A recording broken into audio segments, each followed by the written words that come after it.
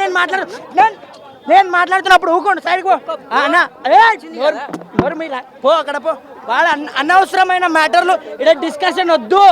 Cinema బాగుంది. విజయ్ దేవరకొండ మొన్న లైగర్తో ఈ లేడరా ఇండస్ట్రీలో లేడని చెప్పినారా. ఇప్పుడు మళ్ళీ ఒక ట్రెండ్ వచ్చినాడు. మళ్ళీ ఎందుకురా ఫ్లాప్ చేయాలనుకుంటున్నావు అన్నని. అన్న మంచిగా ఉంది. గీత గోవిందం డైరెక్టర్ అంట సేమ్ పరశురామ్. నిజంగా మంచి డైరెక్షన్ బాగుంది. బాగా స్టోరీ కూడా బాగుంది. సాంగ్స్ కూడా బాగున్నాయి. చాలా సినిమా అన్నిటికంటే ఒక ఇండియన్ కల్చర్ యుఎస్ఏకి పోయినా కూడా అడపంచ కట్టుకుని ఆఫీస్కి పోతాడు మనోడు. అది మాత్రం హైలైట్ అన్నిటికంటే. గీత గోవిందంలో రష్మిక మందన్ ఉందన్న. దీంట్లో మృణాల్ ఠాకూర్ ఉంది. కానీ స్టోరీ అంటున్నావా, స్టోరీ డిఫరెంట్ అన్న. దాంట్లో ఆమె ఉన్నప్పుడు ఆమె యాక్టింగ్ వేరే, ఈమె ఉన్నప్పుడు ఈ యాక్టింగ్ వేరే. స్టోరీ కూడా చాలా డిఫరెంట్ ఉంది. సినిమా చాలా బాగుంది అన్న. నువ్వు చూసినాక అంటావు. ఇంకొకటి చెప్తున్నా, నేను ఈరోజు రెంట్ కడుతున్నా అంటే మా అన్న పైసలు ఇస్తాడు. ఆ అన్న తమ్ముళ్ళ ఆ కాంబినేషన్ ఎలా ఉంటుంది అనేది సినిమాలో మిడిల్ క్లాస్ ఫస్ట్ హాఫ్ మొత్తం అది చూపించడం మాత్రం హైలైట్. నిజంగా అంటే జోలో పైసలు ఉన్నావా లేవా అని అన్న చెక్ చేస్తాడు. ఇంతకుముందు మన వెంకటేష్ సినిమా అది చూసినా అన్న, సీతమ్మ వాకిట్లో సిరిమల్ల చెట్టు. దీంట్లో అన్న బాండింగ్ ఒక వేరే విధంగా చూపించిండు. ఇంట్లో ఒక్కడున్నా చాలు ఇంటిని మొత్తాన్ని వేలేస్తాడు. అవునా కదా.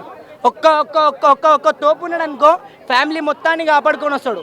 అది ఎవరైనా కానీ. అదే ఈ సినిమాలో ఉన్నది. చూడండి, చాలా బాగుంది. Family entertainment movie. మంచిగా ఉంది. బాగాలేదు గిలేదు అవి ఎప్పకూరి. చాలా బాగుంది. నచ్చుతుంది ప్రతి ఒక్కరికి. సినిమా నచ్చకపోతే అప్పుడు చూసిన తర్వాత చెప్పండి. మళ్ళీ అమ్మాయిలకైతే కొంతమంది ఎందుకో మళ్ళీ ఒక్క అమ్మాయి అనేది విన్నా నాకే ఎట్లనో అనిపించింది. చాలా బాగుంది అన్న. Thank you. తగ్గించుకోవాలి.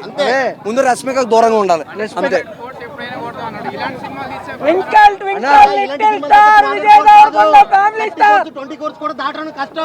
జీవితం మొత్తం మీద ఆల్రెడీ అన్ని ఫ్లాప్స్ వస్తున్నాయి. యాటిట్యూడ్ తగ్గించుకోకపోతే ఇంక ఇది కూడా ఉండదు. థియేటర్లు కూడా దొరకని పరిస్థితి విజయ్ దేవరకొండ రాబోతుంది. డెఫినెట్ గా అది రాసుకోండి మీరు.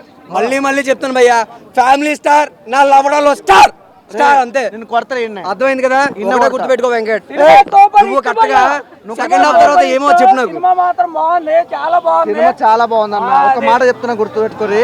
తెలుగు ఇండస్ట్రీలో ఉంటున్నాం, తెలుగు సినిమాలు చూస్తున్నాం. ప్రతి ఒక్కరు నిజంగా చెప్తున్నా, వాళ్ళు చేసే కష్టాలు కానీ స్ట్రగుల్స్ గురించి చెప్తలేను.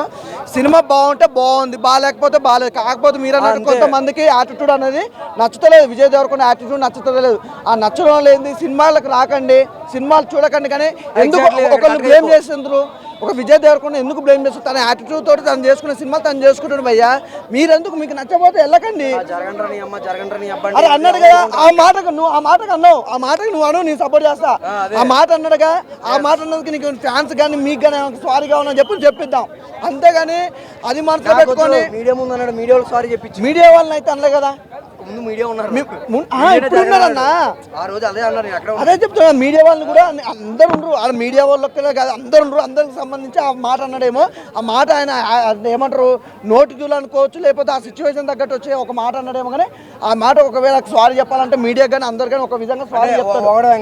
ఇప్పుడు మనం ఎన్నో ఒక 200 సినిమా చెప్పుకున్న రివ్యూలు మనం చెప్పొచ్చు. మాక్సిమం 300 అయితే కొన్ని సినిమాలు నీకు నచ్చితే, కొన్ని సినిమాలు నాకు నచ్చుతాయి. అవును, అదే ఎవరి పాయింట్ ఆఫ్ వ్యూ అది, ఎవరి ఒపీనియన్ అది.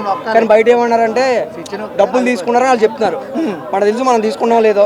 మన దేవుని మీద తెలుసు కదా, మన డబ్బులతో మనం బతికేయట్లేదు, మేము ఇల్లు కూడా కట్టించుకోవట్లేదు, మాకు ఎవడో ఒక రూపాయి ఇవ్వట్లేదు, మా జెన్యున్ చెప్తున్నాం. సో ఇక్కడ మ్యాటర్ ఏంటంటే, నీకు నచ్చింది నువ్వు చెప్తున్నావు, నాకు నచ్చింది నాకు చెప్తున్నా. నా ఒపీనియన్ ఓకే, నీ ఒపీనియన్ చెప్పు. కానీ సినిమాని కేవలం పాయింట్ ఆఫ్ చేస్తున్నావు చూసిన, అది నాకు నచ్చలేదు. అంటే పర్టికులర్ గా మరి ఇప్పుడు పాయింట్ లేని సినిమా పాయింట్ చేయకపోతే పాయింట్ నీకు సినిమా బాగుందన్న, చాలా బాగుంది. ఏముంటది అంటే మామూలుగా ఉంటే చెప్పు సినిమాలో ఏం నచ్చలేదు చెప్పాలి.